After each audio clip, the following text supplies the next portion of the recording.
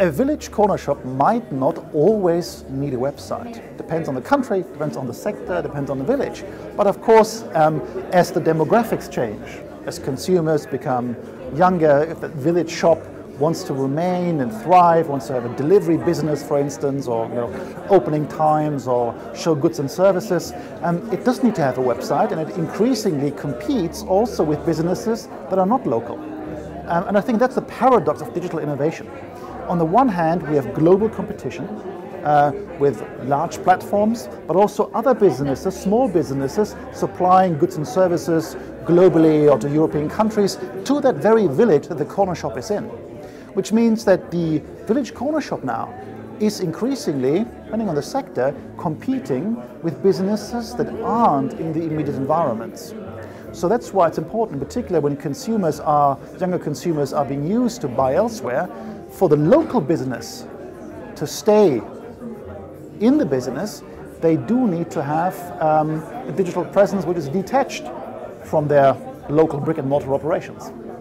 I'll actually start with a very personal example. So I'm originally from Latvia in Riga, and I live in London, and I go home every once in a while. And of course, during the time I'm away, different communities change. There are new coffee shops, new art galleries, etc. And the first thing that I do when I go back is I go on maps and I go sort of galleries or coffee shops to find what's the new stuff that's happening. So I feel like there is a huge misconception that going online for small businesses means sort of export or something international. It's actually very local. It helps, the digital tools help connect with really local customers. And our research showed that actually during this festive season in Europe, Middle East and Africa, shoppers are saying that they will prioritize local businesses. So it's very important for small businesses to understand that they need to have an online presence to connect locally, to attract more local customers.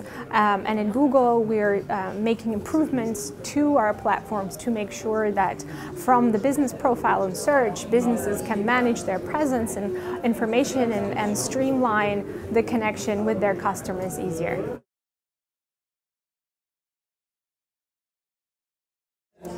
So to answer that question, no, I don't think the push has been exaggerated at all, and that is evidenced by the research that we conducted in partnership with Google that looked into how the pandemic affected small businesses and how digital tools played a role to help keep them in business.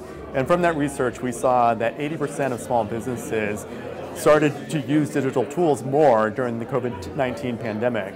And also through that research, we found that nearly more than half of the small businesses that are using digital tools now plan to continue to maintain using the same amount, if not more, digital tools in the future coming out of the pandemic.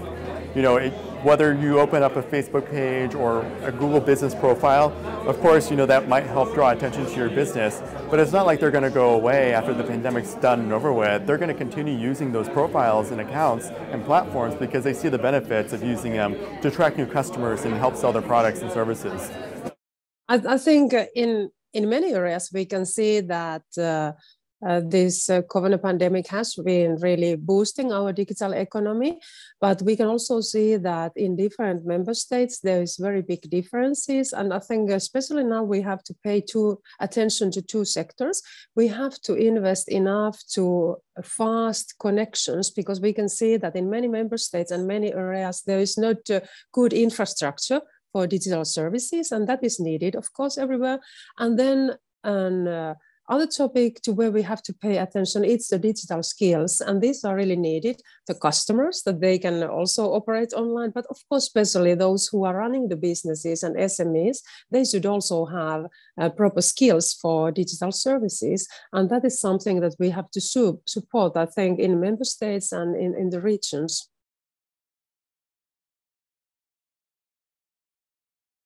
So far, it's been left up to the private sector to do. And it has been done by various service providers, Google being one of them, some of the online marketplaces as well. The platforms have really taken it upon themselves to try and decipher some of the complexities of digital by using the service, but also by explaining things through mentorship programs. And that has been very effective, but obviously it coming from private enterprises on its own, sometimes means that people question the objective, and therefore it's very important to have public-private partnerships in that area as well. I think it's very important to help SMBs with mentorship, but as well with hands-on implementation. We have a pilot program, for example, in Eastern Europe to matchmake young specialists passionate about technology with SMBs that are interested to grow online, and we have great results so far.